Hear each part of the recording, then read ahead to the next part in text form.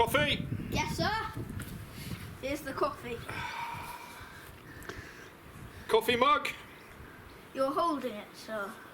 The other coffee mug, the one that makes me look good. Here, sir. Perfect. Ready to start? The talent is ready. 3, 2, 1. Hi, it's me, Big Man in His Garden, back again with some more top secret bushcraft hacks. Today we're going to be looking at flint and steel and char cloth. So you get your flint, your steel, your char cloth, give it a chip, chip, chip, chip, chip, chip, chip, chip, like this. Look, it's light already. Char cloth's burning. Get my tinder bundle, stick it in the tinder bundle, wrap it up. Gotta hold it up, stop blowing it. Gotta wrap it in nice and tight there, kids.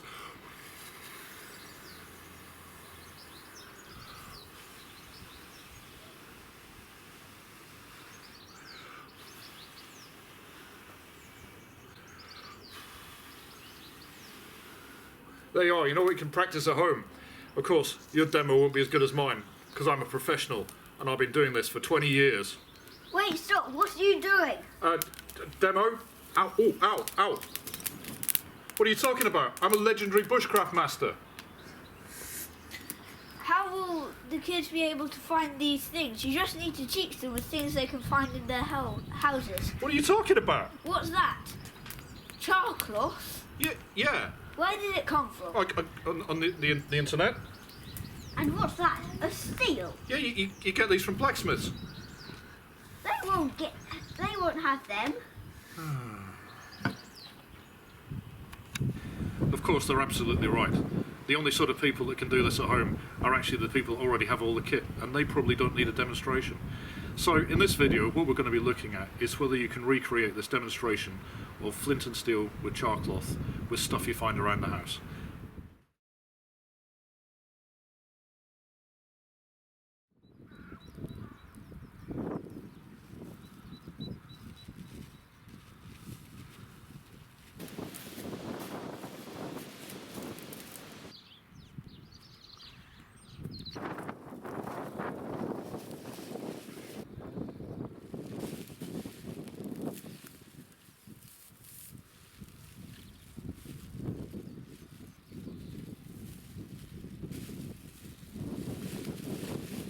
So we've just been out for a walk on the common to find two things: to find some dried grass to use as a tinder bundle, and to find some flint to break up and use with the steel.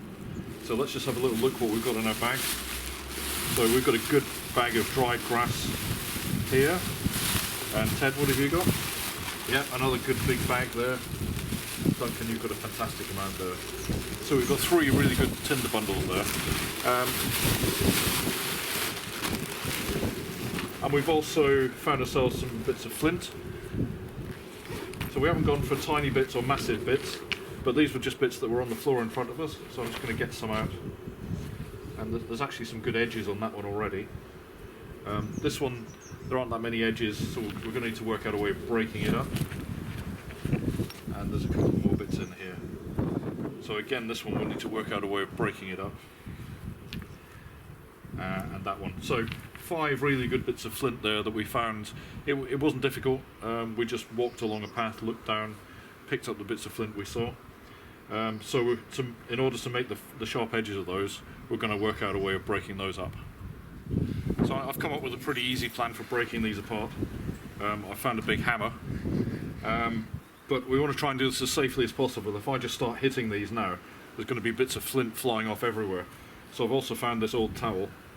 So my plan is, if I just wrap these bits of flint up in this towel and then give it some smacks with a hammer, we'll see if we can get them to break up a bit. This is a bit like the old magic trick where you borrow someone's watch and then you break it up.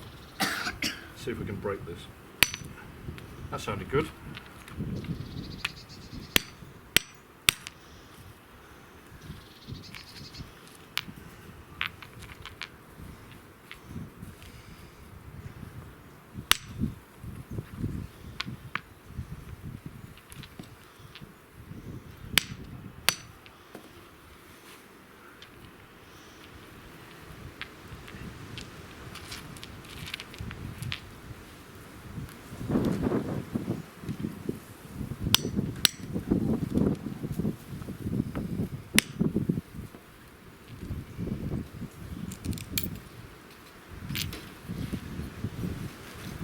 Okay, it looks like this has gone really well for us.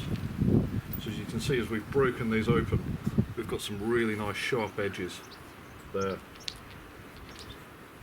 Lots of these bits of flint have new sharp edges that we can use. So that's a pretty fantastic result. Probably the toughest bit of this whole challenge is going to be making this stuff, char cloth. This is a really special type of tinder material that when you hit it with any sort of spark, or even a really weak spark, will catch that spark and will glow really brightly, and you can use it to blow into flame. And the process for making this is that you have to put it in something like this, a tin, and the stuff you're putting in this tin is any sort of pure cotton material. And we had a good look around the house. Normally I do this by stealing a tea towel from my wife, but she didn't have any she wanted to part with right now. So my youngest son, Ted, took one for the team on this occasion. He did have a nice pair of trousers. He now has a nice pair of shorts, so we've cut the leg off his trousers and we've got some pure cotton that we can wrap up and cook. But I'm going to assume you don't have one of these tins ready to go. This one's been making char cloth for about 10 years for all the bushcraft courses we do. And it used to look a bit like this, of course, which was a normal treacle tin. The problem with these is they tend to be full of treacle, as this one is. And it's going to be years before we use all this treacle and it's ready to make char cloth. So I had a little look around the house to see what else we can find to make char cloth with. And we had chili for lunch, so I found an empty tin can. So I'm thinking I might experiment with this, with putting the material in it, covering it over with aluminium foil, poking a little hole in the top, and then cooking it on something like this little camping stove here. I mean, you can cook it inside in your kitchen, but there's going to be quite a lot of smoke comes off at the top of this. So unless you've got a really good extractor fan, you're probably going to set the smoke alarms off like you're burning toast. So I'm going to experiment with this, putting the material in this and cooking it outside in the garden to see if it works. If this doesn't work, then my next move is going to be stealing this tin, which currently we use for keeping foreign coins in. But equally, it feels like it creates a good seal. So what I could do is just punch a hole in the top of that, put the material in it, and cook it. So if the tin can doesn't work, we're going to move on to this. Now these steels that I use with the flint are made for the purpose. They're made by a blacksmith, and you are highly unlikely to have these lying around the house. And if you do, then you probably don't need this video because you can do this anyway. These come in a number of different styles. This is the sort of the curly moustache style, which you grip between two fingers, and this is the round style that you insert your fingers in. So to find something to bash up against flint to make sparks, what you're looking for is any really basic steel. So you're likely to be looking in your shed or in your garage for something like an old nail or a file or anything else in the toolbox, rather than looking in your kitchen for something that's made of stainless steel, because stainless steel just isn't going to work with this.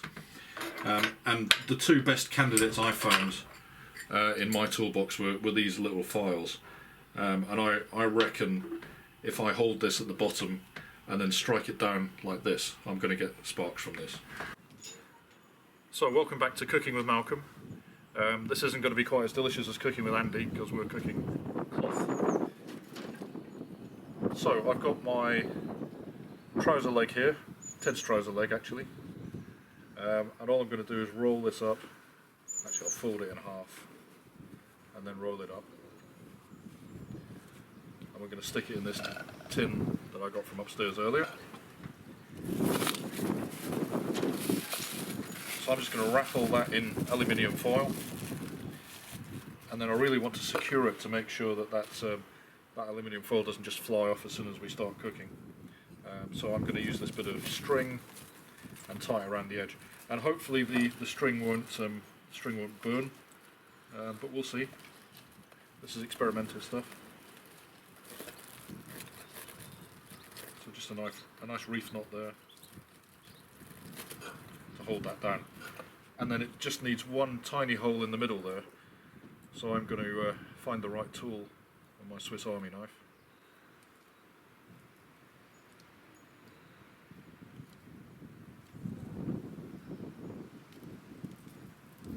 There we go. That's all it needs. So I've got my my little gas stove here, which I'm just going to light.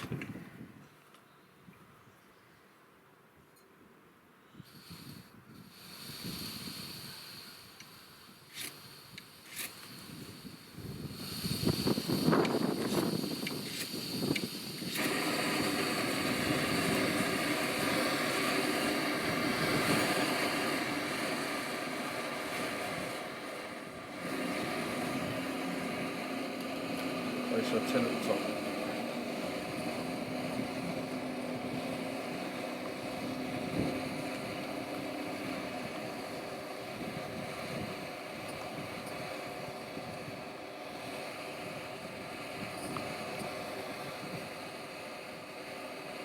You can see there's already a bit of smoke starting to come out on the top there.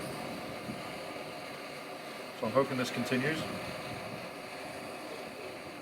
This is probably going to take about another 15 minutes, and once it stops properly smoking, all I'm going to do is take that tin can off, turn it upside down and plunge it into there to fully exclude all the oxygen.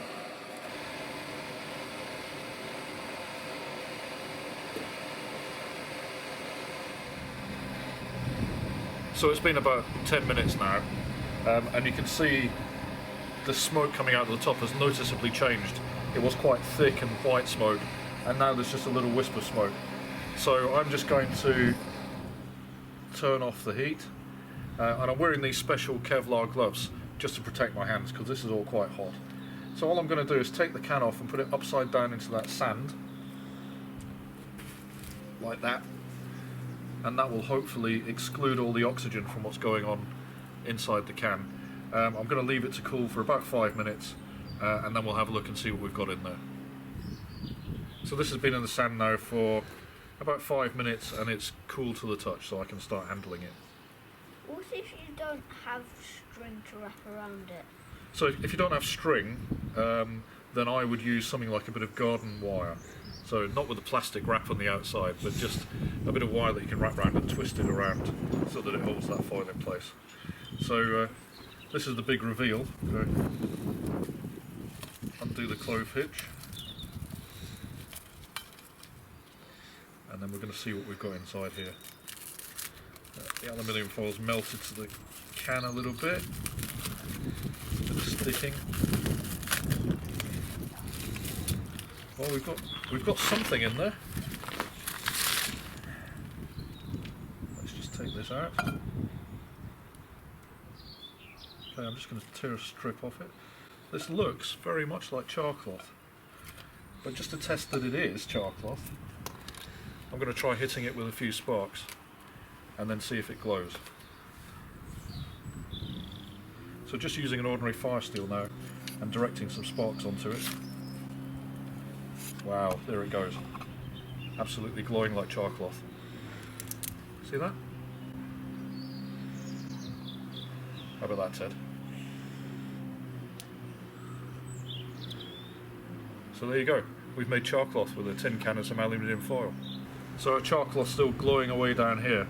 That's actually a really lovely job. And I've got the rest of the char cloth in the bottom of this tin now. Now the problem with char cloth is it will start absorbing oxygen from the air as soon as it's made, and you want to keep it as oxygen free as possible. So I'm just going to drop it into this sealable bag and then seal it up just to keep it as dry as possible. And then we're going to be using this to see if we can light it with that file I've got upstairs in a bit. Okay, it's time to bring this together then. We've got the bits of flint that we found on the common and broke up with a hammer. We've got the little file that I found in my toolbox. We've got the char cloth that was Ted's trouser legs, and we made in an old can. and we've got a tinder bundle that we gathered from dry grass on the common. And it's time to put this together and see if we can recreate the demo. And I'm actually a little bit nervous, so I'm just going to get out some of this really fresh char cloth. It tears pretty nicely.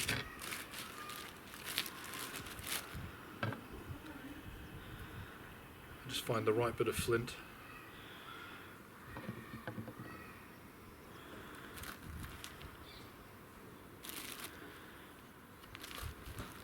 I'm looking for something with a really good edge on it.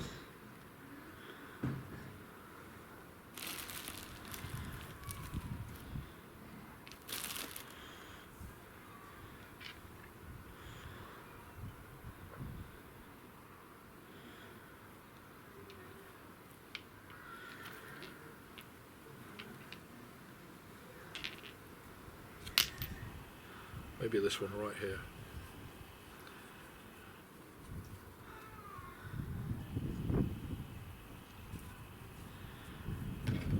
Let's see if I can get some sparks out of this.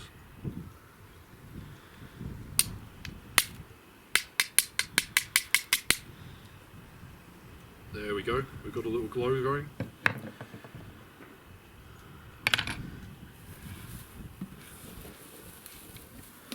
So I'm just placing the char cloth in the middle of the tinder bundle. When you do this, you don't really need to rush it. The char cloth will keep itself burning. I can feel it getting slightly warm already.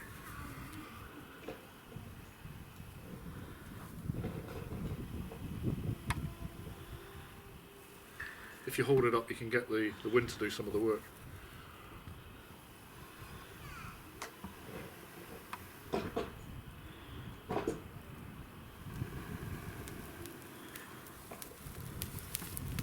And there you are. So that is flint and steel using materials that we've either gone out and gathered or we found at home. So listen, do try this at home, kids.